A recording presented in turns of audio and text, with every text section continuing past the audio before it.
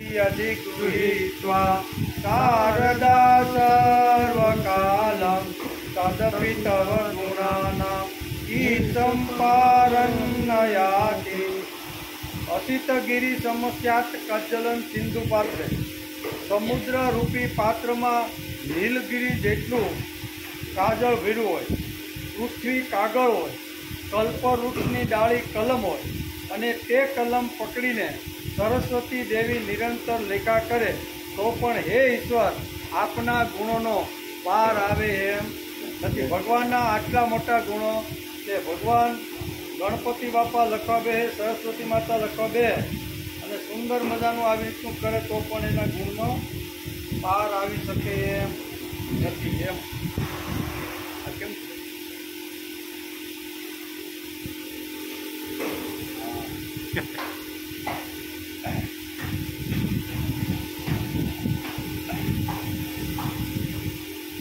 आज श्रीमद भागवत शुरू थी 253मो दिवस बराबर ने। गया शुक्रवार आपने स्कंद 11 अध्याय 2 ना 27 श्लोक सुधी आपने अभ्यास शुक्रवार आपने कर्यो छे। एमां वसुदेव ने त्या नारदजी पधारे छे। वसुदेवे कह्युं, हे ब्रह्मन, भागवत धर्मना संबंध में हूँ तमने पूछूं छूं के संसारना दुखों पण सुख जेवा लागे छे, तो तमे मने भागवत धर्म समजावो। आम अत्यारे वसुदेव अत्यारे नारद मुनिना प्रश्न करे छे, एनो विचार आपणे शुक्रवारे करता हता। वसुदेव कहे छे के आवा विचित्र दुखों पण सुख जेवा लागे छे, ते दुखोथी हूँ सरलतापूर्वक कई रीते निश्चित रूपे मुक्त थई जाऊँ।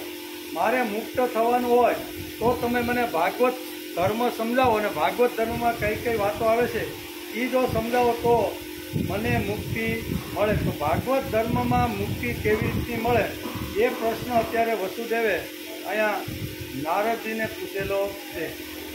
श्री नारदजीए कह्युं के हे यादव यदुवंश शिरोमणि, आ प्रकारनो निश्चय बहुत श्रेष्ठ है कि जे आप समग्र विश्वનું कल्याण करनारा भागवत धर्मना संबंध में तमे मने पूछी रह्या तो कि भागवत धर्मनो संबंध मानव साथे जोड़वामां आवे तो मानवना दुखों केवी रीतना हळवा थाय ए भागवत धर्म तमे मने समजावो। अने नारदजी कहे छे के दुनियाना कल्याण माटेनो तमे प्रश्न कर्यो छे, आ खाली तमारा एकनो प्रश्न नहीं। मानव जातने सुखी थवुं होय, मानव जातनुं जो कल्याण थवानुं होय एवो प्रश्न तमे मने पूछो छे एम नारदजी के ये आपणे जोता रहा के जे आप समग्र विश्वनुं कल्याण करनारा भागवत धर्मना संबंध में तमे मने पूछी रह्या छो, विश्वना कल्याणनो प्रश्न पूछ्यो छे। हे वसुदेवजी, आ भागवत धर्म एक एवी वस्तु छे जेने कान द्वारा सांभळवाथी, वाणी द्वारा उच्चारण करवाथी, चित्त द्वारा स्मरण करवाथी। भागवत धर्म केवो छे तो के चित्त द्वारा स्मरण करवाथी, हृदयथी तेनो आदर अने अनुमोदन करवाथी मनुष्य तेज क्षणे पवित्र थई जाय। ते भागवतनुं महत्व समजावता, भागवत धर्मनुं महत्व समजावता नारदजी अत्यारे अहींया वसुदेवने आ प्रमाणे कहे छे, मनुष्यने तेज क्षणे पवित्र थई जाय छे। नामोच्चार, श्रवण, चिंतननुं महत्व भागवतकार वेदव्यासे एकादश स्कंदना बीजा अध्यायमां समजावવાનો प्रयत्न कर्यो छे। नारदजी वसुदेव ने कहे छे के भागवत धर्मनो प्रभाव एवो छे के तेनुं अवलंबन करवाथी कोई गमे तेटलो दुष्ट न होय, गमे तेटलो दुष्ट होय तो पण ते तत्काल पवित्र थई जाय। ते भागवत धर्मनुं अनुसरण करी अने जीवन जीवવાનો जे प्रयत्न करे छे दुष्ट लोको पण पवित्र थई जाय छे। भगवान परम कल्याण रूप छे, તેમના નામોનો શ્રવણ અને કીર્તન ખૂબ જ પુણ્યદાયી છે।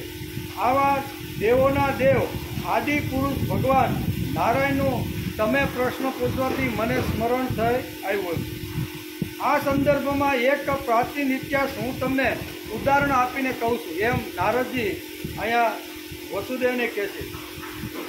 વસુદેવને કહે છે કે વિદેહરાજ નિમિ અને ઋષભદેવના 9 પુત્રનો સંવાદ છે એ તમને હું કહું છું, એના ઉપરથી ભાગવત ધર્મ તમને સમજાય जैसे आम करीने नारद अत्यारे आ संवाद તે બધા યોગીશ્વરો પોતાની કાંતિથી સાક્ષાત બ્રહ્માજીના માનસ પુત્રો સનકાદિક જેવા પ્રકાશિત થઈ રહ્યા હતા.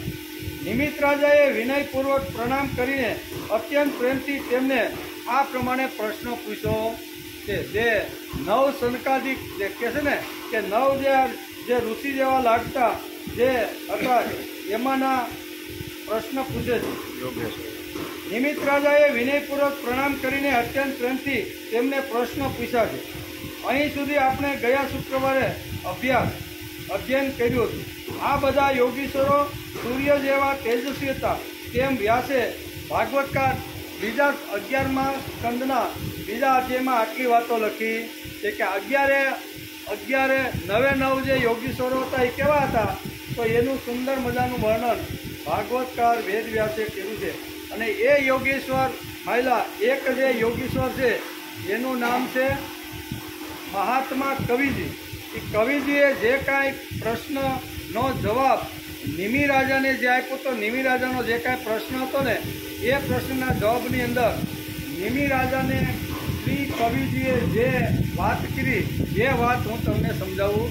તો અહીંયા સુધી આપણે શુક્રવારે આવ્યા હતા, બરાબર ને? હવે આગળ વિદેહરાજ નિમિજીએ કહ્યું, મન્યે ભાગવત સાક્ષાત પાર્ષદનાવો મધોદ્વિકાનામ પાવનાય તરંતિ તે દુર્લભો માનુષો દેહો દેહિનામ ક્ષણભંગુર તન્નાભી દુર્લભમ મન્યે વૈકુંઠ પ્રિય દર્શન. વિદેહરાજ નિમિએ બહુ સરસ રીતે અહીંયા જે પધારેલા જે કવિજી છે બરોબર 9 પ્રકારના જે ઋષિઓ છે એ ઋષિઓને આ પ્રમાણે પ્રશ્ન પૂછ્યો. શું પૂછ્યો?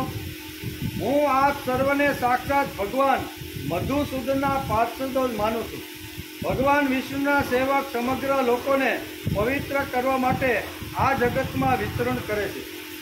આ મનુષ્ય જીવન પ્રાણીઓ માટે ખૂબ જ દુર્લભ છે અને ક્ષણભંગુર પણ છે. તેમાં પણ ભગવાનના પ્રિય ભક્તોનો દર્શન લાભ પ્રાપ્ત થાય છે તે તો વિશેષ વાત છે. તમારા જેવા મહાન પાર્ષદોનો આજે મને દર્શન થયા, એનો લાભ મળ્યો, એ તો વિશેષ વાત છે. આમ નિમિ રાજા અત્યારે અહીંયા પાર્ષદોને કહે છે. તેથી હે ત્રિલોક્ય પાવન મહાત્માઓ, હું આપ સર્વને પરમ કલ્યાણ સંબંધી પ્રશ્ન પૂછું છું. કારણ કે આ સંસારમાં અર્ધાક્ષરનો પણ સત્સંગ મનુષ્ય માટે શ્રેષ્ઠ ખજાનો છે. અડધો સેકન્ડ પણ જો માણસના કાન પાસે સત્સંગ આવે, સારી વાત આવે, તો પણ એનો અહીં કહે છે એનો શ્રેષ્ઠ ખજાનો છે.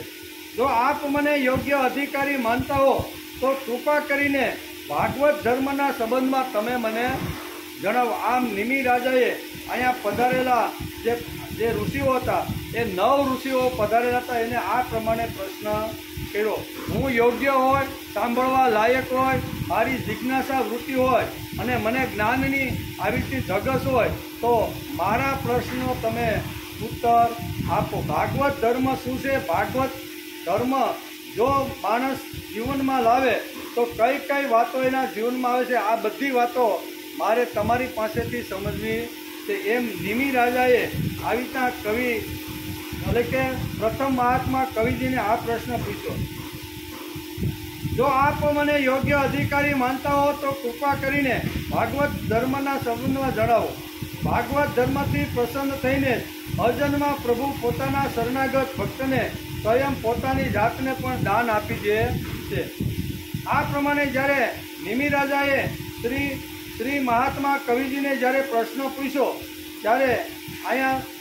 ત્યારે નારદજીએ કહ્યું કે હે વસુદેવ, આ પ્રમાણે તે મહાત્મા યોગીશ્વરોને નિમિ રાજાએ પ્રશ્ન કર્યો. ત્યારે તેમના પ્રશ્નનો આદર કરીને તે સભામાં બેઠેલા સદસ્યો, તે સભામાં બેઠેલા ઋત્વિજો અને રાજાઓ આ પ્રમાણે કહેવા લાગ્યા. બરાબર, એ બધા જે બેઠા હતા એને આ શું કહેવાય કવિજીએ આ પ્રમાણે કહ્યું. પ્રશ્ન કોનો છે? નિમિ રાજાનો. આગળ પ્રશ્ન કોને કર્યો હતો? તે કે વસુદેવજીએ નારદ મુનિને પ્રશ્ન કર્યો હતો. ત્યાંથી આપણે આ વાતની શરૂઆત થઈ, બરાબર ને. નારદજી એકવાર આવી રીતના દ્વારકામાં ગયા, એનું સારી રીતે પૂજન કર્યું, અર્ચન કર્યું, વંદન કરીને પછી આ ભાગવત ધર્મ વિશે પૂછે છે. ત્યારે કહે છે કે નિમિ રાજા અને આ કવિજી વચ્ચે જે સંવાદ થયો ને એ સંવાદ હું તમને સંભળાવું. તો એ સંવાદ મેં સાંભળ્યો છે અને એણે નિમિ રાજાએ જે કાંઈ પ્રશ્ન મહાત્મા કવિજીને પૂછ્યા હતા એ પ્રશ્નમાં જે કાંઈ મહાત્મા કવિજીએ જે કાંઈ જવાબો આપ્યા એ જવાબો હું તમને કહું છું. એટલે બે રીતે છે. એક તો દ્વારકાની અંદર નારદજી પધાર્યા છે અને વસુદેવને પ્રશ્ન કરે છે. ડાયરેક્ટ નારદજી એને ભાગવત ધર્મ સમજાવતા નથી. ક્યાં લઈ જાય છે? નિમિ રાજા પાસે. નિમિ રાજાનો અને કવિજીનો જે સંવાદ છે એ સંવાદનું વર્ણન કરે છે. પ્રથમ મહાત્મા શ્રી કવિજી, 9 કવિજીનો આપણે વિચાર કરવાનો છે, બરાબર. એમાં પ્રથમ છે એનું નામ છે શ્રી કવિજી.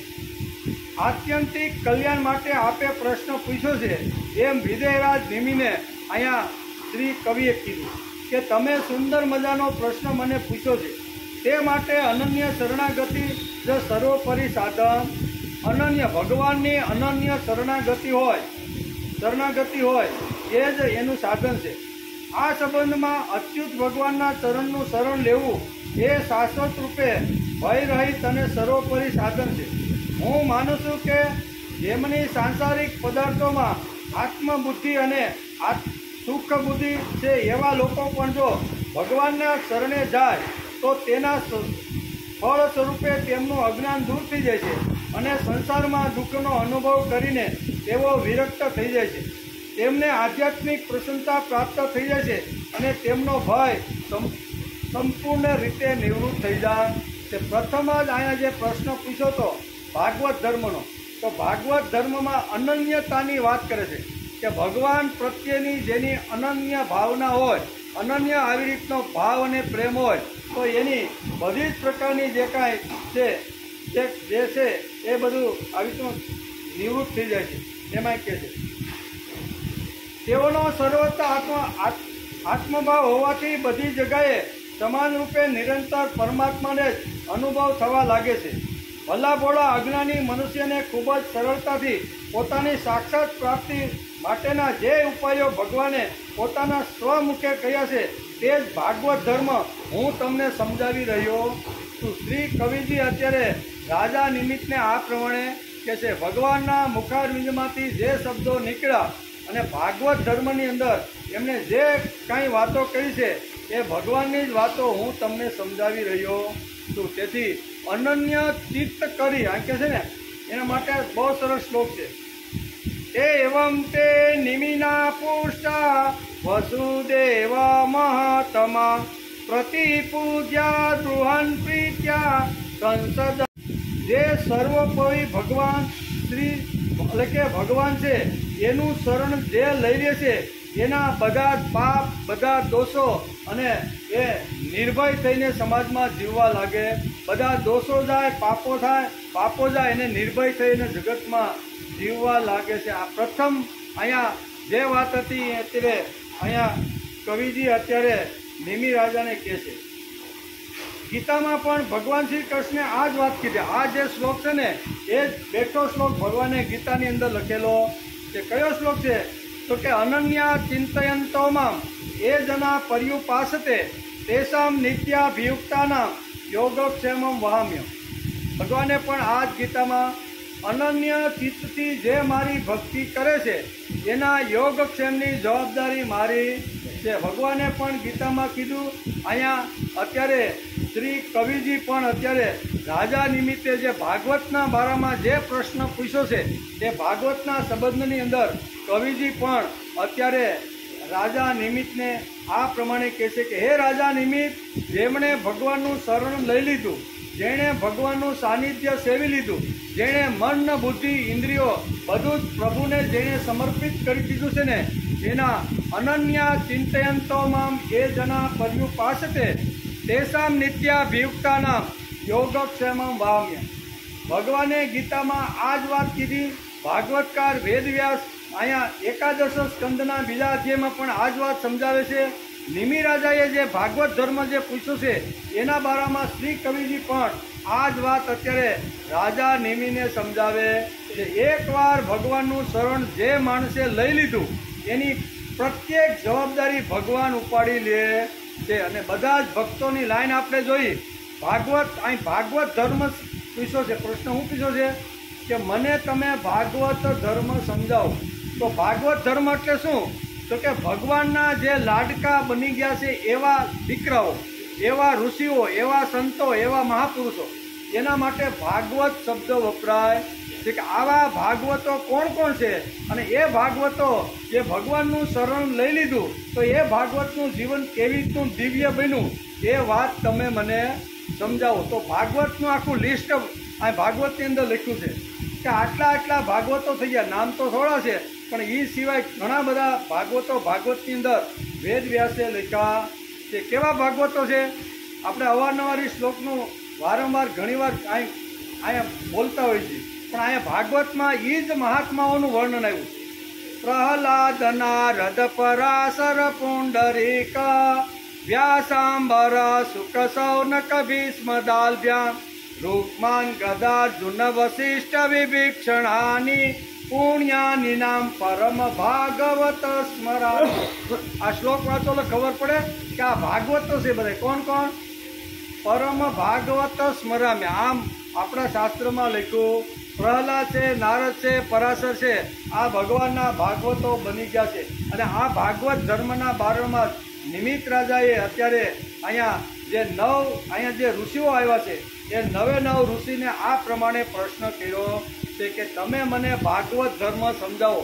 ભાગવત ધર્મનું અનુસરણ કરવાથી, ભાગવત ધર્મ જીવન જીવવાથી માણસના જીવનમાં કઈ કઈ ઘટનાઓ ઘટે છે ને અને જેની ઘટી ગઈ છે એવા મહાત્માઓનું વર્ણન તમે મને સમજાવો. આવો પ્રશ્ન નિમિ રાજાએ અત્યારે શ્રી કવિજીની સાથે નવ જે ઋષિઓ આવ્યા છે એ બધા ઋષિઓને આ પ્રમાણે કહે છે. આ પ્રમાણે પ્રશ્ન કર્યો છે. તેઓના સર્વત્ર આત્મભાવ હોવાથી બધી જગાએ સમાન રૂપે નિરંતર પરમાત્માનો જ અનુભવ થવા. આ ભાગવત કોણ? તો કે ભાગવત જે બની ગયો છે, ભગવાનનો બની ગયો છે, એને આત્મભાવ હોવાથી બધી જગ્યાએ સમાન ભાવે નિરંતર પરમાત્માનો જ અનુભવ.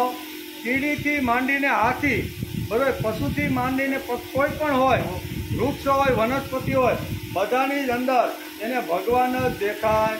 જે ભાગવત જે બની ગયો છે એને કોઈ જગ્યાએ એમાં ભગવાન નથી એવું લાગતું નથી. સર્વત્ર ભગવાનના દર્શન એને થાય છે. તેથી ઘણીવાર આ રીતની પણ ઘટનાઓ ઘટતી હોય છે. તેઓને સર્વત્ર આત્મભાવ હોવાથી બધી જગ્યાએ સમાન રૂપે નિરંતર પરમાત્માના અનુભવ થવા લાગે છે. ભલા ભોળા અજ્ઞાની મનુષ્યને ખૂબ જ સરળતાથી પોતાની સાક્ષાત પ્રાપ્તિ માટેના જે ઉપાયો ભગવાને પોતાના શ્રી મુખે કહ્યા છે તે જ ભાગવત ધર્મ હું તમને સમજાવી રહ્યો છું. આમ નિમિ રાજાને અહીંયા પ્રથમ મહાત્મા શ્રી કવિજીએ આ પ્રમાણે એના પ્રશ્નના જવાબની અંદર આપ્યું કે ભગવાનના આવી રીતના જે લાડકા જે ભાગવતો જે બની ગયા છે અને ભગવાને પોતે સ્વમુખે જેમનું વર્ણન કર્યું છે એ જ વર્ણન હું અત્યારે તમને કહી રહ્યો છું. ભાગવતના સંબંધમાં અચ્યુત ભગવાનના ચરણોની શરણ લેવું એ જ શાશ્વત રૂપે ભય રહિત અને સર્વોપરી સાધન માનું છું. આમ કવિજી કહે છે, હે રાજન, આ ભાગવત ધર્મનું અવલંબન કરીને મનુષ્ય ક્યારેય વિઘ્નોથી પીડાતો નથી. ભાગવત ધર્મનું જેણે અનુસરણ કર્યું છે અથવા ભાગવત ધર્મના જે સિદ્ધાંતો, જે નિયમો છે એને કોઈ પ્રકારનું વિઘ્ન આવતું.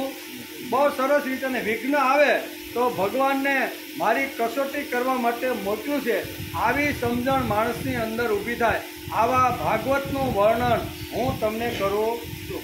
હે રાજન, આ ભાગવત ધર્મનું અવલંબન કરીને મનુષ્ય ક્યારેય વિઘ્નોથી પીડા પામતો નથી અને આંખ બંધ કરીને દોડવા છતાં પણ અર્થાત વિધિ વિધાનમાં ઉણપ રહી જવા છતાં પણ તેનું તો પતન થતું જ નથી.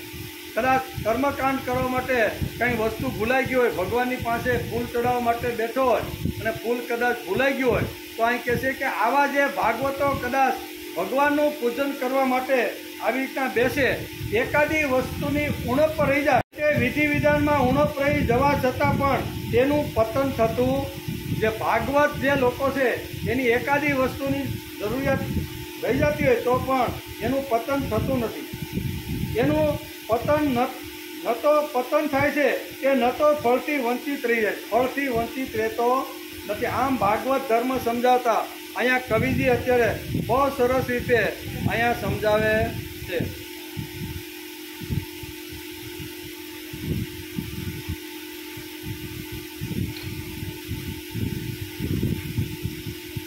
આગળ કે છે બહુ સરસ તત્વજ્ઞાન છે ભાઈ. પંખો હાલે છે, ઠંડો વાતાવરણ છે, તાપીનો કિનારો છે, એટલે ઘણીવાર જોખું ખવાઈ જાય કા.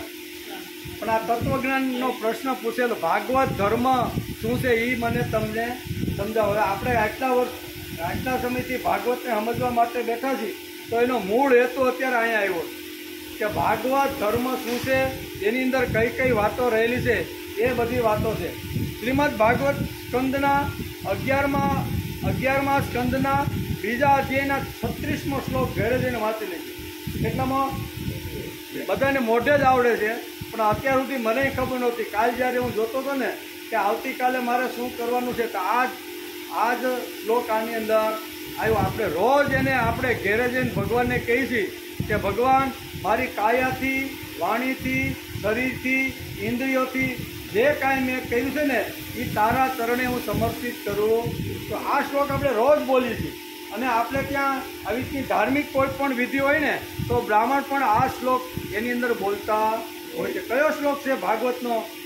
કાયેન વાચા મનસેન્દ્રિયેર્વા બોધ્યાત્મના વા પ્રકૃતે સ્વભાવાત કરોમિ યદ્ય સકલં પરસ્મે નારાયણાયેતિ સમર્પયામિ. બહુ સરસ ભાગવતનો શ્લોક છે. ભાગવતનો શ્લોક આપણે ઘણીવાર વાગોળતા પણ હોઈએ છીએ. શું કીધું એમાં?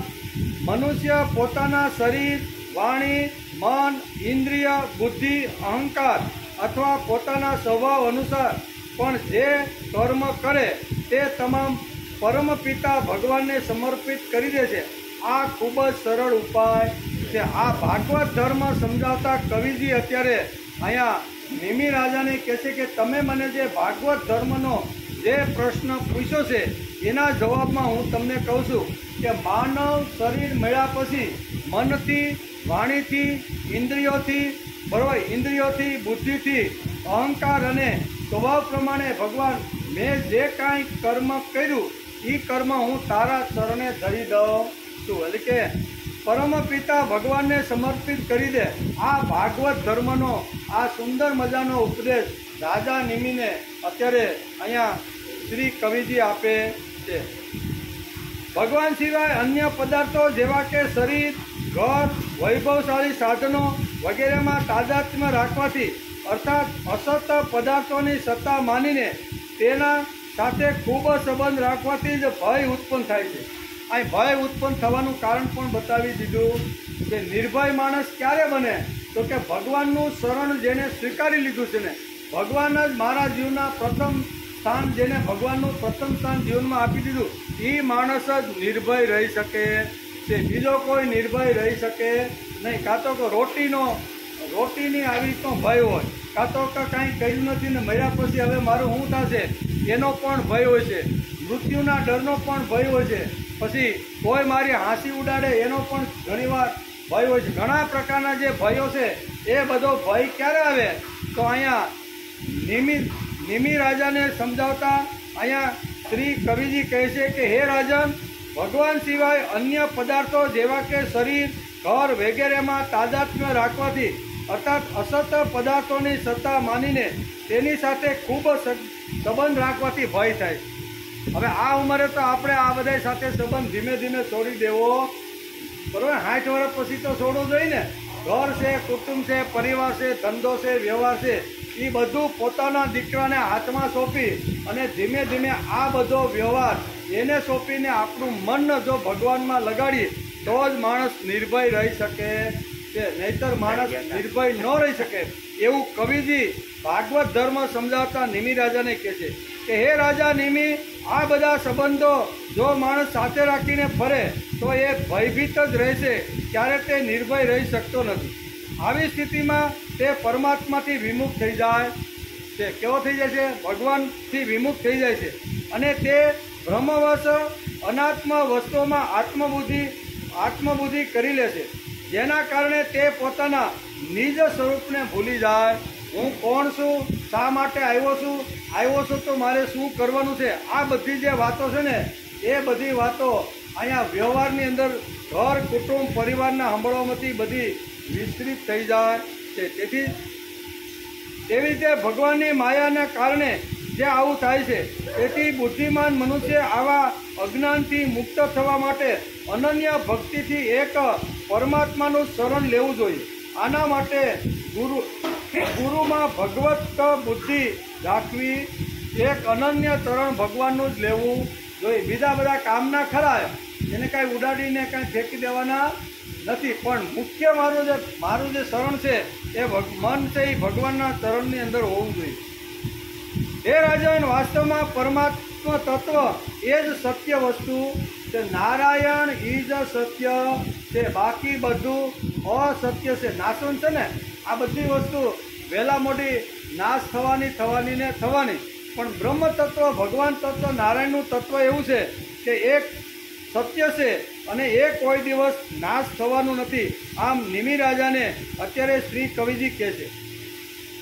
વાસ્તવમાં પરમાત્મા તત્વ સત્ય વસ્તુ કવિજી કહે છે કે બુદ્ધિમાન મનુષ્ય સાંસારિક વિષયોનું ચિંતન કરનાર મનને ભટકવા દેવું ને મનને હંમેશા ભગવાનના પ્રેમમાં, ભગવાનની આવી રીતે જે લીલાઓ છે એ લીલાઓની અંદર મનને તરબોળ કરી દેવું જોઈએ. બુદ્ધિમાન માણસે મનને ક્યારેય ભટકવા દેવું ન જોઈએ. આવો પ્રયાસ કરતા તેને અભય પદ અર્થાત પરમ પદની પ્રાપ્તિ થઈ જાય છે. પરમ પદ જો પ્રાપ્ત કરવાનું હોય, બ્રહ્મ તત્વ જો પ્રાપ્ત કરવાનું હોય, અક્ષરધામ જો પ્રાપ્ત કરવાનું હોય તો કોઈ બાપજી મારા ઉપર હાથ મૂકી દે અને મને આ બધા પ્રાપ્ત થઈ જાય તો એ વાત અશક્ય છે એમ ભાગવતકાર કહે છે. ભાગવતકાર એમ કહે છે કે સાંસારિક વ્યવહારમાંથી વિષયનું જે ચિંતન જે કરે છે એની જગ્યાએ ભગવાનનું ચિંતન કરવાની શરૂઆત કરી દેવી જોઈએ. આવો પ્રયાસ જ કરતા તે અભય પદ અર્થાત પરમ પદને પ્રાપ્ત થઈ જાય તે. માણસ પોતે પરમ પદ પ્રાપ્ત કરવા માટે માણસે પોતે પ્રયત્ન કરવો જોઈએ એમ નિમિ રાજાને અત્યારે અહીંયા શ્રી કવિજી ઋષિ કહે છે. બીજી વાત, હે રાજા, મનને ભગવાનમાં પરોવાનો ઉપાય બતાવતા યોગેશ્વર કવિજી કહે છે કે સંસારમાં ભગવાનના જન્મ અને તેમની લીલા ચરિત્રોની અનેક કથાઓ પ્રસિદ્ધ છે. ભગવાન આ કહે છે કે બ્રહ્મ પદને પ્રાપ્ત કરવું હોય, અભય પદ જો પ્રાપ્ત કરવાનું હોય ને તો હું તને એક ઉપાય બતાવું છું એમ અત્યારે નિમિ રાજાને શ્રી કવિ કહે છે કે એના માટેના ખૂબ ઘણા બધા ઉપાયો છે. થોડા ઘણા ઉપાયો હું તને સમજાવું છું એમ કવિજી અત્યારે રાજા નિમિને કે. એમાં પહેલો ઉપાય આ બતાવ્યો. કયો? કે મનને ભગવાનમાં પરોવાનો ઉપાય બતાવતા યોગેશ્વર કવિજી કહે છે કે સંસારમાં ભગવાનના જન્મ અને તેમની લીલા ચરિત્રોની અનેક કથાઓ પ્રસિદ્ધ છે. જન્મથી અંત સુધી ભગવાન આ ધરતી ઉપર આવ્યા અને જે કામો કર્યા એ ભગવાનની બધી જ લીલાઓ છે. એ ઘણી બધી લીલાઓ આ પૃથ્વી ઉપર પ્રસિદ્ધ છે. કથાઓનું લાજ સંકો છોડીને ગાન કરતા રહેવું જોઈએ. જે કથાઓ આપણે સાંભળી હોય, વાંચી હોય ને તો એનું હવે અહીં હું કહીશ ને તો આ લોકો મારી મસ્કરી કરશે તો, અથવા અહીંયા લીલા કહીશ તો આ લોકો મને આવી રીતના કહેશે તો, એટલે કે લાજ શરમ રાખ્યા વગર ભગવાનનું ગાન કરવું જોઈએ. ભગવાનની જે લીલા, ભગવાનની જે કથાઓ, ઘણી બધી પ્રસિદ્ધ કથાઓ છે, એ જે પ્રસિદ્ધ કથાઓ ભગવાનની પ્રત્યે આસક્તિ રાખવી, વસ્તુમાં આસક્તિ નહીં, સ્થાનમાં આસક્તિ નહીં, અને અહીંયા વ્યક્તિ, વસ્તુ અને સ્થાન, આ ત્રણમાં કોઈ જગ્યાએ આસક્તિ રાખવી નહીં. જે મનુષ્ય આ પ્રમાણે વિશુદ્ધ વ્રત નિયમ લેશે તેના હૃદયમાં પરમ પ્રિય પ્રભુના નામ કીર્તનથી ભગવાન પ્રત્યે અનુરાગ અને પ્રેમ અંકુરિત થવા લાગે। સંકોચ રાખ્યા વગર, લાજ રાખ્યા વગર ભગવાનની ગાથાઓનું વર્ણન સમાજના અંતિમ માણસ સુધી કહેવાનો જે પ્રયત્ન કરે છે ને, બરોબર, એ જ ભગવાનના પરમ પદને પામી જાય છે। એમ અત્યારે અહીંયા કવિજી અત્યારે રાજા નિમિને કહે છે, પ્રભુના નામ કીર્તનની ભગવાન પ્રત્યે અનુરાગ અને તેનું અંકુરિત થાય છે, તેનું ચિત્ત દ્રવિત થઈ જાય છે। હવે તે સાધારણ લોકોની સ્થિતિથી ઉપર ઉઠી જાય છે, લોકોને માન્યતાઓ અને ધારણાઓથી પર થઈ જાય છે। આ ભાગવતો જે કહેવાય છે, ભાગવતનું વર્ણન કરતા વેદવ્યાસ લખે છે અને કવિજી અત્યારે રાજા નિમિત્તે કહે છે કે આવા જે ભાગવત પ્રહલાદ, નારદ, પરાશર, પુંડરીક આવા જે ભગવાનના ભાગવતો જે બની ગયા છે એ સામાન્ય લોકો કરતાં વધારે ઊંચા ઉઠી જાય છે। તેથી અહીં કહે છે કે સામાન્ય લોકો કરતાં એ ઊંચા ઉઠી જાય છે, તેમનું ચિત્ત દ્રવિત થઈ જાય છે। હવે તે સાધારણ લોકોની સ્થિતિ ઉપર ઉઠી જાય છે, સાધારણ લોકો કરતાં પણ એ ભગવત કાર્યમાં ઊંચે ઉઠી જાય છે, લોકોની માન્યતાઓ અને ધારણાઓથી પર થઈ જાય છે, દંભથી નહીં પરંતુ સ્વભાવથી ઝેલા થઈને ભગવાનની લીલા જોઈને આનંદમગ્ન થઈને ખડખડાટ હસવા લાગે છે। ભાગવતોનું વર્ણન કરતા વેદવ્યાસ લખે છે અને નિમિ રાજાને સમજાવતા અત્યારે શ્રી કવિજી કહે છે કે આવી રીતના જે ભાગવત લોકો જે ભગવાનના લાડકા જે બની ગયા હોય છે એ ખડખડાટ ભગવાનની લીલાનું ગાન કરતા હસતા રહેલા છે, ખડખડાટ હસતા રહેલા છે। તો ક્યારેક ગોપીજનોની જેમ પ્રભુ આપ ક્યાં છો એવું હૈયાપાટ રુદન પણ કરતા રહેલા। તો આગળ આપણે જોયું ને કે જે વખતે રાસ યમુનાના કિનારે રહેતો હતો અને ભગવાન અંતર ધ્યાન થયા, આગળ આપણે જોયું કે ભગવાનની લીલા કેવી છે, ભગવાન કેવા છે, તો કે એક ગોપી અને એક કાન આ જ્યારે યમુના કિનારે 11 વર્ષ ને 52 દિવસ જે વખતે ગોકુળ વૃંદાવનમાં ભગવાન રહ્યા અને એ વખતે એમને જે લીલા કરી અને એ લીલાના સંદર્ભમાં અત્યારે અહીંયા કવિજી અત્યારે અહીંયા રાજા નિમિને કહે છે કે હે રાજા નિમિ, જે ભગવાનની લીલાઓ સાંભળે છે એનું ગાન કરે છે અને ભગવાનના લીલાની અંદર જે એવી રીતના એકાગ્ર થાય છે તો ભગવાન પણ ક્યારે એની કસોટી કરે કે બધી જ ગોપીઓની પાસે ઊભેલા કાન ત્યાંથી અદૃશ્ય થઈ જાય કે ગોપીઓ એકબીજીને પૂછે છે કે કાન ક્યાં ગયો, કૃષ્ણ ક્યાં ગયો।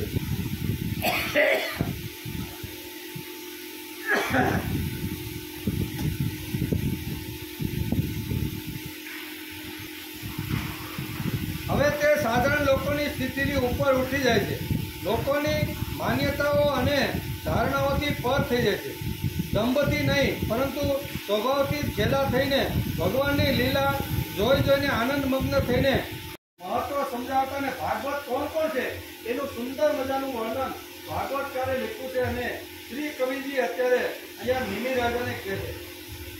ક્યારેક મોટા અવાજે ભગવાનને પોકારવા લાગે છે, તો ક્યારેક મધુર સ્વરે ભગવાનના ગુણગાન ગાય છે, ક્યારેક જ્યારે તે પોતાના પ્રિયતમને ભગવાનને પોતાની આંખ સામે હોવાનો અનુભવ કરે છે ત્યારે તેમને પ્રસન્ન કરવા પગે ઘૂંઘરા માની પોતાને બહુ સરસ રીતે કહ્યું છે, બરોબર, કે ભગવાન એની સામે આવીને ઊભા છે તો ભગવાનને મારે કેવું નૃત્ય બતાવવું જોઈએ, એની પગમાં ઘૂંઘરું બાંધી જેમ મીરા નાચી હતી એમ ભાગવતો પણ ભગવાન સામે આવીને ઊભા છે તો મારે એની સામે નૃત્ય કરવું જોઈએ।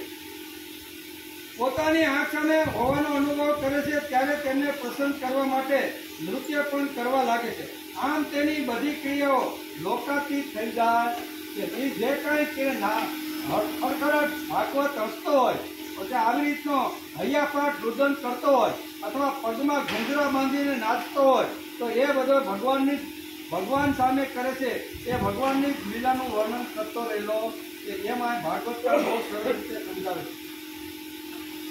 હે રાજા નિમિત્ત, આ આકાશ, વાયુ, અગ્નિ, જળ, પૃથ્વી, ગ્રહ, નક્ષત્ર, પ્રાણી, દિશાઓ, વૃક્ષ, વનસ્પતિ, નદી, સમુદ્ર બધા જ ભગવાનના શરીર છે। આ બહુ સરસ રીતે ભાગવત ધર્મ સમજાવતા અત્યારે નિમિ રાજાને અત્યારે શ્રી કવિજી આ પ્રમાણે કહે છે કે હે રાજા, આજે ચારે બાજુ 4 પ્રકારની જે દિશાઓ છે ઉત્તર, દક્ષિણ, પૂર્વ, પશ્ચિમ, ત્યારે ભગવાનનું રૂપ સમજીને આપણે બે હાથ જોડીને આપણે તુલસીને પણ નમસ્કાર કરીએ છીએ. આયુર્બલમ યશો વર્ષ પ્રજા પશુની વસુની સ બ્રહ્મ પ્રજ્ઞાય ચ મેઘાય ચ તન્નો દેહી વનસ્પતિ.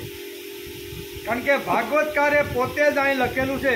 વૃક્ષ છે, વનસ્પતિ છે, નક્ષત્રો છે, સમુદ્ર છે, તારાઓ છે, જે દિશાઓ છે, આ બધું જ ભગવાનનું સ્વરૂપ છે, ભગવાનનું જ રૂપ છે અને ભગવાનનું જ આવી રીતનું શરીર છે. તેથી આ બધા સ્વરૂપને માણસે રોજ નમસ્કાર કરવા જોઈએ. તેથી આપણે કરીએ છીએ ને. બધા વૃક્ષો હોય તો વૃક્ષને પરોપકારાય ફલંતી વૃક્ષા, પરોપકારાય વહંતી નદ્યા, પરોપકારાય વિભાતી સૂર્ય, પરોપકારાય સદૈવ કાર્ય. આ બધાને રોજ આપણે નમસ્કાર શા માટે કરીએ છીએ?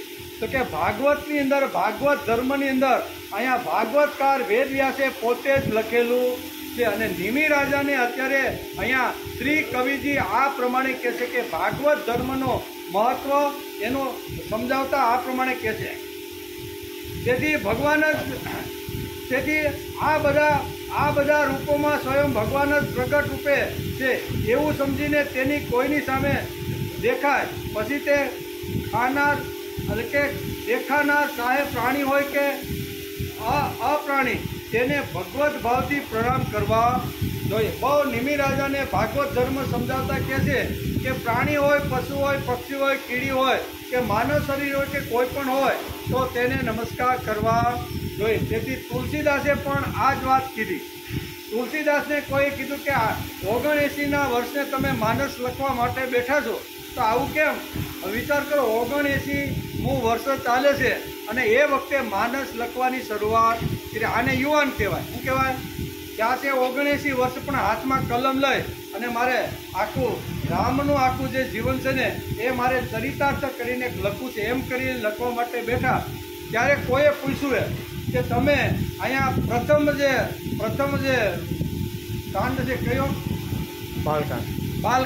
બાલકાંડની અંદર તમે આ જે ચોપાઈ લખો છો એનું વર્ણન તમે શા માટે કરો છો? બરોબર. સિયારામ મય સબ જગ જાની, કરવું પ્રણામ જોરી જુગ જાની. લખ્યું ને? આકર 4,84,00,000 જાતિ જીવ જલ સ્થલ નભ વાસી, સિયારામમય સબ જગ જાની, કરવું પ્રણામ જોરી જુગ. તમે ચારે દિશાઓને, વૃક્ષને, વનસ્પતિને અને કીડી મકોડાથી માંડીને હાથી સુધી તમે આ બધાને શા માટે નમસ્કાર કરો? તો એવો પ્રશ્ન જ્યારે અહીંયા ઘણીવાર તુલસીદાસને પૂછવામાં આવે ત્યારે તુલસીદાસ કહે છે કે હું તો બધાની અંદર મારા રામને જ જોઉં છું. સિયા રામમય સબ જગ જાની, કરવું પ્રણામ. તેથી જ હું આ બધાને પ્રણામ કરું છું. એની અંદર વિશ્વ નિયંતા આવી અને બધાનું જીવન ચલાવતો રહેલો છે. આ અંદર રહેલા જે વિશ્વ નિયંતા છે, જે પ્રભુ છે, એને જ હું નમસ્કાર કરું છું. આમ તુલસીદાસ ઘણીવાર પોતાના અહીંયા પૂછના પ્રશ્નમાં ઘણીવાર એમ કહેતા. અહીંયા પણ એ જ વાત એમ વ્યાસ લખે છે કે પછી કે દેખાનાર ચાહે પ્રાણી હોય કે અપ્રાણી તેને ભગવત રૂપથી પ્રણામ કરી લેવા જોઈએ. અપ્રાણી હોય તો પણ એને પ્રણામ કરી લેવા જોઈએ. જેમ એકનાથને ગધેડામાં ભગવાન દેખાડા કે નહીં? ઉદ્ધવ હતા અને બીજા યાત્રીઓ હતા, એ તો બધા એકનાથને બોલો લે, આટલા મોટા ભક્ત, આટલા મોટા જ્ઞાની, આટલા મોટા તમે વેદ ઉપનિષદનો અભ્યાસ કરો છો અને તમે જ્યારે ભાગવત કથા કરતા હોય ત્યારે ગોદાવરી પ્રત્યક્ષ તમારી કથા સાંભળવા માટે આવી રીતના આવતા હોય છે. બરોબર. તમે જ્યારે વાડાની અંદર આવી રીતના જ્યારે ભાગવત કથા રાતના કરો છો ત્યારે રામ અને લક્ષ્મણ તમારી ચોકી કરવા માટે દરવાજે ઊભા. આવા તમે ગધેડાને પાણી પાયું? ઘણા બધા લોકો સાથે હતા ને, કારણ કે કાશીની યાત્રા કરી અને પાછા એ પેઠણ આવતા હતા.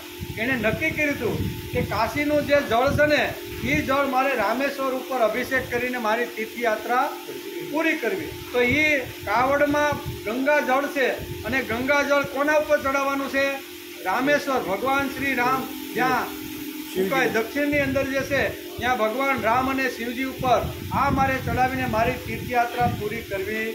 આમ કરતાં કરતાં 1 રાત 2 રાત રસ્તાની અંદર રોકાતા અહીંયા ક્યાંથી ઉપડે છે? કાશીથી આખો સંઘ ઉપડે છે અને દક્ષિણ ભારતમાં ઠેઠ જવાનું છેડે અને ત્યાં રામેશ્વર છે. બરોબર. તો એના ઉપર અભિષેક કરવાનો ઘણા દિવસો, ભર બપોર હતો, ઉનાળાના દિવસો હતા, 41 ડિગ્રી તાપ ઉપરથી તપતો હતો.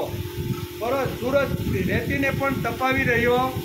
આવા બળતા તાપની અંદર એક ઝાડ નીચે આખો સંઘ બેઠો છે। સાથે લાવેલું જે કાંઈ ભાતું હતું એ ભાતું તોડીને બધા ભગવાનને યાદ કરીને જ્યારે ખાવાની શરૂઆત કરે છે, ભાતું પૂરું થઈ ગયું, જમવાનું પૂરું થઈ ગયું, તો સામે એક થોડે દૂર એક ગધેડો તડફડ કરે છે। બધા વિચાર કરે છે, ઉદ્ધવ પણ સાથે હોય છે, બધા કહે છે ઓહો કેટલી અગ્નિ જેવો તાપ વરસે છે અને આ અગ્નિના તાપની અંદર હમણાં જ ગધેડાનું પ્રાણ પૂંખીરું ઉડી જશે। આમ બધાય પોતપોતાની રીતે બધાય વેદના વ્યથા વ્યક્ત કરે છે, પણ કોઈની કૃતિમાં આવતી નથી। ભાઈ તડફડે છે તો એનું તડફડવાનું બંધ કેવી રીતે થાય એનો વિચાર કોઈને આવતો નથી। આવી વેદનાઓ ઠલવવાળા આજે પણ ઘણા લોકો છે ગામમાં, બરાબર? વેદના ઠલવતા હોય, આપણે કે હાલોની સ્વાધ્યાયમાં હાલો, એ તમે કરો એ બરોબર, અમારાથી નહીં થાય, તો વેદના શા માટે ભાઈ ઠલી શકું? એકના જોવે છે કે પાણી વગરનો ગધેડો આવી છે, દોડતા કાવડમાંથી જે કાશી રામેશ્વર ઉપર જે અભિષેક કરવાનું જે પાણી હતું ને એ ગધેડાના મોઢામાં મૂકી અને એને પાણી પાય છે। એકદમ ઊભો થાય અને શું કહેવાય ગાંગરાટા કરતો દોડીને જતો રહીએ। એ પાઈને પાછા આવ્યા તો લોકો એની ટીકા કરવા લાગ્યા કે રામેશ્વર ઉપર અભિષેક કરવા માટે પવિત્ર ગંગાજળ લઈને આપણે જતા હતા, તો આવા ગધેડો કદાચ આ દુનિયામાંથી એક મરી ગયો હોત તો એમાં શું ઓછું થવાનું હતું કે તમે આમ આ કર્યું છે અને ગંગાજળ આપણે જે અભિષેક માટે લઈ ગયા, હવે એનું શું કરજો?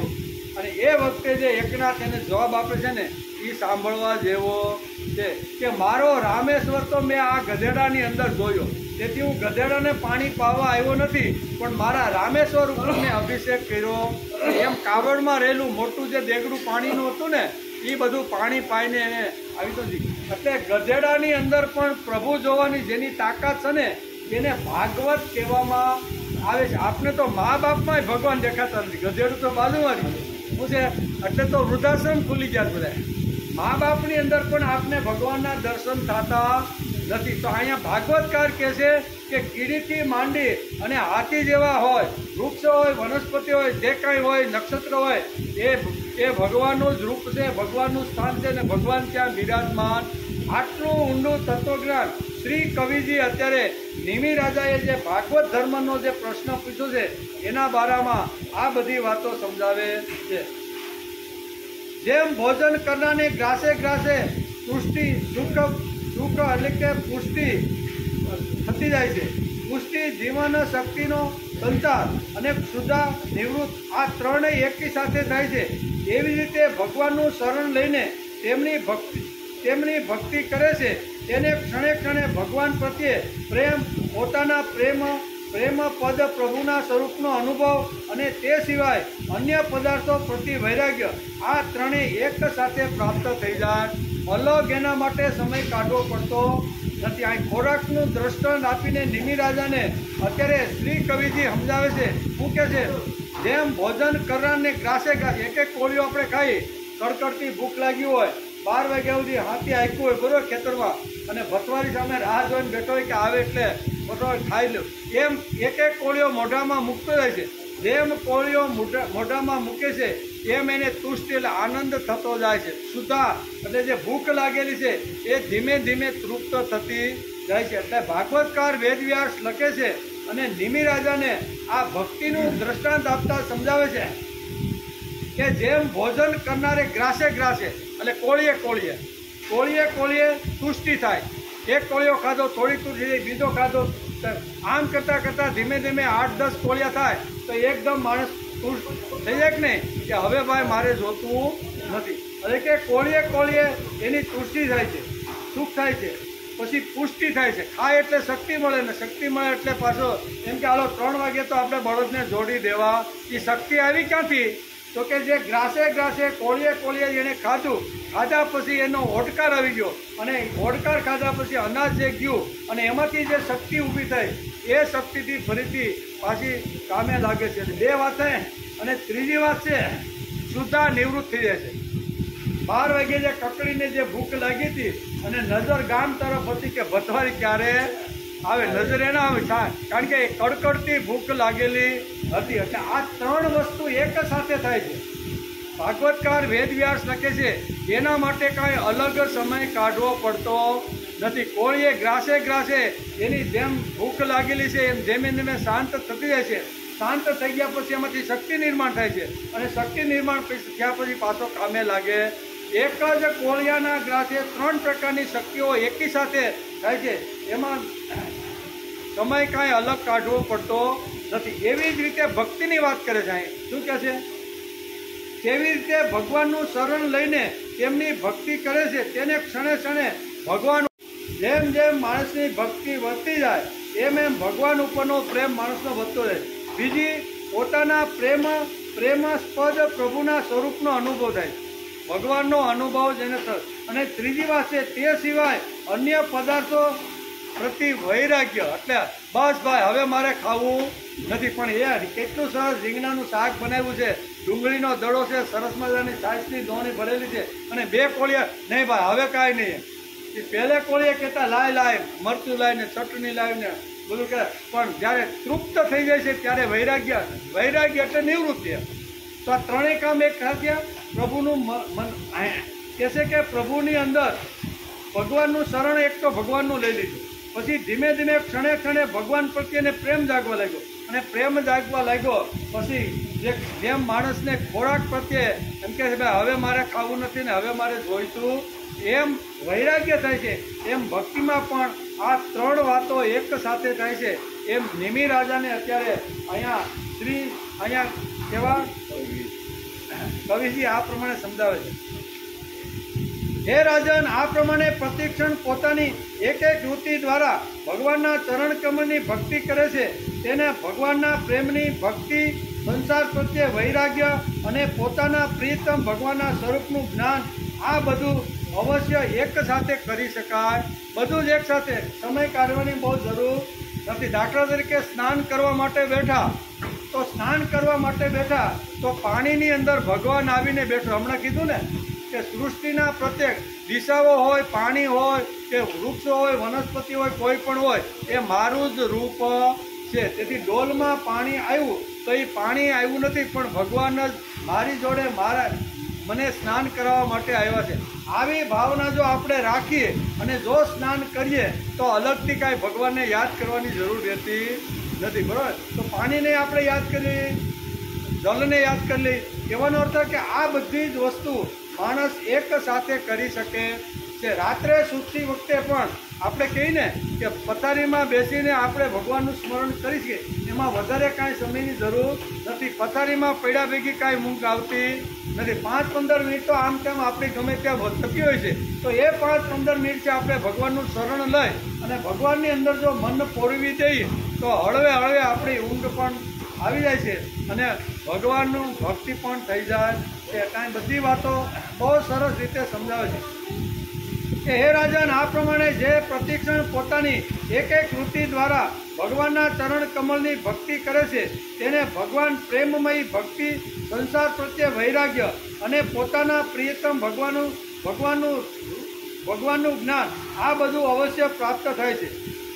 એટલું જ નહીં, તે ભાગવત થઈ જાય છે અને જ્યારે આ સર્વ પ્રાપ્ત થઈ જાય છે ત્યારે તે સ્વયં પરમ શાંતિનો અનુભવ કરે છે. આ 3 વાતો જ્યારે માણસને પ્રાપ્ત થાય ત્યારે માણસ શાંત થઈ જાય છે અને શાંતિનો અનુભવ કરે છે અને માણસને ઊંઘ આવી જાય, શાંતિનો અનુભવ કરે. તેથી કલ્યાણની કામનાવાળા મનુષ્ય ભગવાનના શરણે જવું જોઈએ. આ સર્વોત્તમ અને શ્રેષ્ઠ મેં તમને ભાગવતનો આ જે તમે પ્રશ્ન પૂછ્યો તો એ ભાગવત કોણ બની શકે, બનવા માટે કઈ કઈ વાતો જોઈએ એ બધી વાતો મેં તમને સમજાવી છે. આમ 33 થી 55 શ્લોકની અંદર એટલે કે 23 શ્લોકોની અંદર અહીંયા શ્રી કવિજીએ ભાગવત ધર્મનું મહત્વ આ અધ્યાય શું કહેવાય 11મા સ્કંદના બીજા અધ્યાયની અંદર 23 શ્લોકની અંદર સમજાવ્યું છે. નિમિ રાજાએ ફરી પ્રશ્ન કર્યો. શું કર્યો? અથ ભાગવતમૃત યદ્ધર્મો યાદસો તૃણામ યથા શરીર યદ્ભૃતે એ લિંગે ભગ્નતા પ્રિય. હે યોગીશ્વરો, હવે આપ કૃપા કરીને કહો કે આવા પરમ ભગવતીનું લક્ષણ કેવું હોય. તમે મને આ વર્ણન કર્યું, એના ગુણ કીધા, એને આવી રીતનો રહેવાનો પ્રયત્ન કરે તો એ ભાગવત બની જાય છે. તો બીજો પ્રશ્ન અત્યારે નિમિ રાજા અત્યારે પૂછે છે કે હે યોગીશ્વરો, 9 યોગીશ્વરો તો કેટલા, એમાં પ્રથમ હતા એ શ્રી કવિજી યોગીશ્વર હતા. એને કહે છે કે હે યોગીશ્વરો, હવે આપ કૃપા કરીને કહો કે આવા પરમ ભગવતનું લક્ષણ કેવું હશે, તેનો ધર્મ શું છે, એનું લક્ષણ શું ભાઈ, એનો ધર્મ શું છે, તેનો સ્વભાવ કેવો હોય છે, તેનું લોકો સાથે વ્યવહારમાં આચરણ કેવું હોય છે, તે બોલે છે કેવું, ખાય છે કેવું, હાલે ચાલે છે કેવું, કયા લક્ષણોને કારણે તે ભગવાનનો પ્રિય બની જાય છે. આ બધું તમે મને બહુ સરસ પ્રશ્ન પૂછ્યો છે. હું પૂછ્યો છે કે ભગવતીય લોકો જે બનવા માગે છે એના લક્ષણો કેવા હોય છે, એનું હાલવું ચાલવું બોલવું ખાવું પીવું વર્તન વાણી વિચાર આ બધા એના કેવી રીતના હોય છે, એનું લક્ષણ શું છે, કેવા લક્ષણ હોય તો એની ઉપરથી ઓળખી શકાય કે આ ભાગવત છે કે આ ભાગવત નથી. એવો પ્રશ્ન નિમિ રાજાએ બહુ સરસ રીતે પૂછ્યો છે. 9 યોગીશ્વરોમાંના બીજા શ્રી હરિજી બોલ્યા, બરાબર. અહીંયા 23 શ્લોકની અંદર શ્રી કવિજીએ આટલો એને સમજાવી દીધું કે આ બધી વાતો મેં તમને ભાગવતના બની ગયેલા અથવા ભાગવત બનવા માટેના પ્રયત્ન કરે છે એના બધી વાતો મેં તમને સમજાવી. બીજા જે યોગીશ્વર હતો એનું નામ હતું શ્રી હરિજી. કેવા? ભગવત ભક્તનું લક્ષણ કહું છું તે તમે સાંભળો.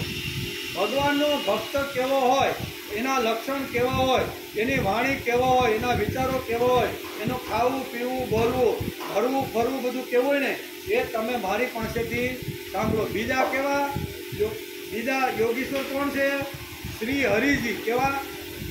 યાદ રાખજો. પહેલા કોણ હતા? શ્રી કવિજી. કેવા? શ્રી કવિજી. અને બીજા શ્રી હરિજી. આ બીજા શ્રી હરિજી નામના જે યોગીશ્વર હતા એ સભામાં ઊભા થયા અને અહીંયા નિમિ રાજાએ જે પ્રશ્ન પૂછ્યો છે એનો જવાબ શ્રી હરિજી આપે છે. શું આપે છે કે હે સભા મંડપમાં બેઠેલા બધા શુભ્ર મહાનુભાવો, હું તમને આ વાત કહું છું. જે રાજા નિમિત્તે મને પ્રશ્ન પૂછ્યો છે એ પ્રશ્ન રાજા નિમિત્તનો છે, પણ અહીંયા સભા મંડપમાં જે આપણે બધા બેઠા છીએ ને એના માટેનો જ આ પ્રશ્ન છે. બહુ સરસ રીતે અત્યારે શ્રી હરિજી કહે છે કે હે રાજા, સર્વશ્રેષ્ઠ ભગવત ભક્તોનું લક્ષણ કહું છું સાંભળો. જે સર્વ પ્રાણી માત્રમાં એક જ આત્મા છે એવી ભાવના કરીને ભગવાનની સત્તાને જુએ છે તથા સંપૂર્ણ પ્રાણીઓને આત્મરૂપ ભગવાનમાં જુએ છે તે ઉત્તમ ભાગવત છે. સર્વની અંદર કહે છે ને કે જે અત્યારે સૂર્ય નિયમિત રીતે ઉગે છે, વરસાદ નિયમિત રીતે આવે છે, ખાધેલું નિયમિત રીતે પચે છે, ખેતરમાં 4 દાણા નાખી દીધા પછી ભગવાન એના 4000 દાણા કરીને આપે છે. આ બધું હું જે જોતો રહ્યો છું ને એ બધા ભગવાનના જ લક્ષણો છે. સાંભળો, તે સર્વ પ્રાણી માત્રમાં એક જ આત્મા છે, બરોબર. જે કાંઈ છે એક જ આત્મા છે એવી ભાવના કરીને ભગવાનની સત્તા જુએ છે. બિયારણ નાખ્યું તો એ ભગવાનની સત્તા જુએ છે. મારો ભગવાન મને 1 દાણામાંથી 4000 દાણા બનાવી આપશે અને બનાવે પણ છે. તથા સંપૂર્ણ પ્રાણીઓને આત્મારૂપ ભગવાનમાં જુએ છે તે ઉત્તમ ભાગવત છે. પરંતુ જે ભગવાન સાથે પ્રેમ અને તેમના ભક્તો સાથે મિત્રતા કરે છે તથા દુઃખી અને અજ્ઞાનીઓ પર કૃપા કરે છે પરંતુ ભગવાન સાથે દ્વેષ કરનારની ઉપેક્ષા કરે છે તે મધ્યમ કોટીનો ભક્ત છે. 3 પ્રકારના ભક્તોનું વર્ણન અત્યારે શ્રી હરિજી અત્યારે રાજા નિમિને સમજાવે છે. ઉત્તમ કોણ? તો કે બધાની અંદર ભગવાનના દર્શન કરે. પશુ હોય, પક્ષી હોય, પછી આપણે આગળ જોઈને જેમ કવિજીએ કીધું એ જ વાત અહીંયા દોહરાવીને અત્યારે શ્રી હરિજી અત્યારે કહે છે કે બધાની અંદર ભગવાનના જે દર્શન કરે છે એટલું જ નહીં, પણ તે આત્મામાં એવી ભાવના કરીને ભગવાનને જુએ છે એ પ્રથમ નંબર. અને બીજા નંબરનો જે છે તે કેવો છે?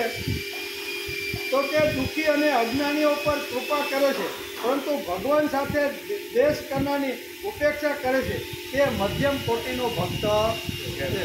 ભગવાનનો દ્વેષ કરતો હોય ને એના ઉપર પણ પ્રેમ રાખતા આવડવું જોઈએ. આપણી ઉપર દ્વેષ કરે, ભગવાનનો દ્વેષ કરે ને કાંઈ વાંધો નહીં, આજે અમારા જેવા સજ્જન લોકો એની પાસે પહોંચ્યા નથી, એને સારી વાતો કીધી નથી, તેથી આ આપણા ઉપર અને ભગવાન ઉપર દ્વેષ કરે છે. ગમે તેવા આરોપો ભગવાન ઉપર ઠાલવે છે, કારણ કે ભગવાનની સમજણ એની પાસે લઈને અમે પહોંચ્યા. જે સજ્જન લોકો છે ને એનો આ ધર્મ બની જાય. સજ્જન લોકોએ અસજ્જન અને દુર્જન લોકો છે એની પાસે જઈને આ બધી વાતો સમજાવવી જોઈએ. એ વાતો અમે એની સુધી લઈ ગયા નહીં અને અમે એના પર આવી રીતનો દોષારોપણ કરવા લાગ્યા. આવી જેની સમજણ છે એ બીજા નંબરનો ભાગવત છે. પ્રથમ નંબરનો કોણ? તો કે સિયા રામમય સબ જગ જાની કરવું પ્રણામ દોઈ. ગમે તેવો દ્વેષ કરતો હોય પણ એના ઉપર પ્રેમ કરે ને કરે. એવી તો ઘણા બધા ભાગવતોના ઘણા બધા દ્રષ્ટાંતો આપી શકાય, પણ સમયની મર્યાદાને ધ્યાનમાં રાખીને આ બધી વાતો આપણે કરવાની હોય છે. આથી પણ અલગ જે ભગવાનની ચર્ચા, વિગ્રહ, મૂર્તિ વગેરેની પૂજા તો શ્રદ્ધાથી કરે છે, પરંતુ ભગવાનના ભક્તોમાં તેને શ્રદ્ધા નથી, તો અન્ય લોકોમાં તેની શ્રદ્ધા થશે કઈ રીતે? આવો ભક્ત પ્રાકૃત એ ત્રીજી કક્ષાનો ભક્ત છે. કેવો? 3 પ્રકારના ભક્તોનું વર્ણન કર્યું છે. પ્રથમ જે ભક્ત છે એ સંપૂર્ણ ભગવાનના ચરણની અંદર જેણે પોતાનું મન, બુદ્ધિ, ઇન્દ્રિયો જે કાંઈ બુદ્ધિ છે અથવા અહંકાર છે એ ભગવાનના ચરણની અંદર એને સમર્પિત કરી દીધો છે. અને સિયાવર રામમય સબ જાગીરી, બધાની અંદર પછી એ ગધેડાની અંદર પણ ભગવાન છે એવી જેની પ્રતીતિ થાય છે, આવો પ્રથમ નંબરનો ભાગવત છે. બીજા નંબરના ભાગવતનું વર્ણન કરતા વેદવ્યાસ લખે છે અને અત્યારે શ્રી હરિજી અત્યારે નિમિ રાજાને કહે છે કે જે મારો ભક્ત તો છે પણ મારા જે ભક્તો બનેલા છે એનો જે દ્વેષ કરે છે. મારો ભક્ત છે પણ મારા જે ભક્તો બનેલા છે એનો જે દ્વેષ કરે છે એ બીજા નંબરનો. અને ત્રીજા નંબરનો, મારી ઉપર શ્રદ્ધા રાખ્યા વગર ફક્ત કર્મકાંડ જ કરે છે. આ ત્રીજા નંબરના 3 પ્રકારના ભક્તોનું વર્ણન અહીંયા વેદ વ્યાસે બહુ સરસ રીતે સમજાવ્યું છે. શું કરવાનું છે ભાઈ? 11 થયા, આપણે ક્યાં ઉતાવળ છે? બરોબર, થોડાક શ્લોકો રહી જાય છે. કેમ કરવું? હે પૂરા કરી દો. 10 મિનિટ થાવ. હા, કાંઈ વાંધો નહીં. તો આ શ્રી હરિજી અત્યારે બીજા નંબરના જે અહીંયા જે ઋષિ છે એ અત્યારે નિમિ રાજાએ પૂછેલા પ્રશ્નો જવાબ આ રીતે આપે. પાણી પી લ્યો બધા. ના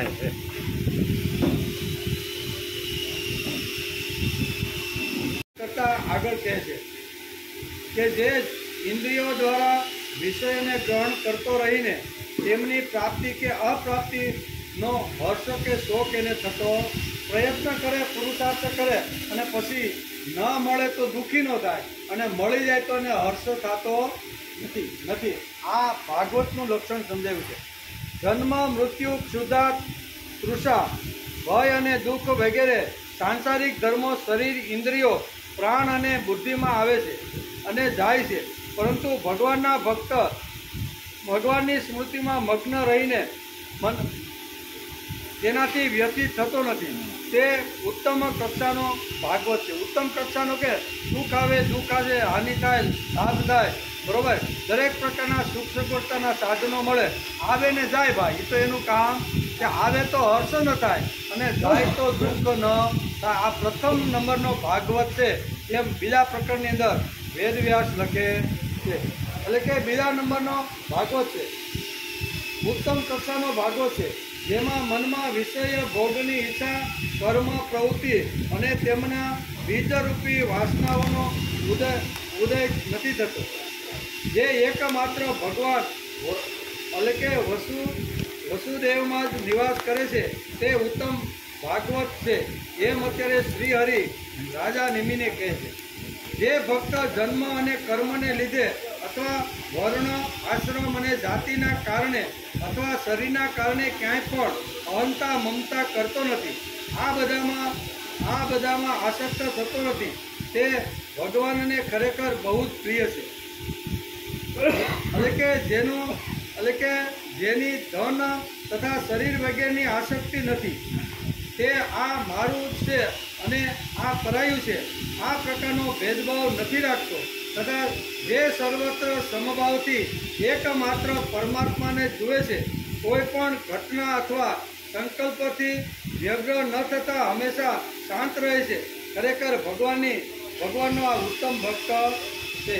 હે રાજા નિમિ, જેમણે પોતાના મન, પોતાની બુદ્ધિ, પોતાનું ઇન્દ્રિય અને શરીર વગેરેને પોતાના વશમાં નથી કર્યા તેવા મોટા મોટા દેવતાઓ વગેરે પણ ભગવાનના ચરણ વિંદને શોધતા રહી જાય છે, પરંતુ તેઓ પણ ભગવાનની કૃપા વિના તેમના પ્રાપ્ત કરી શકતા નથી.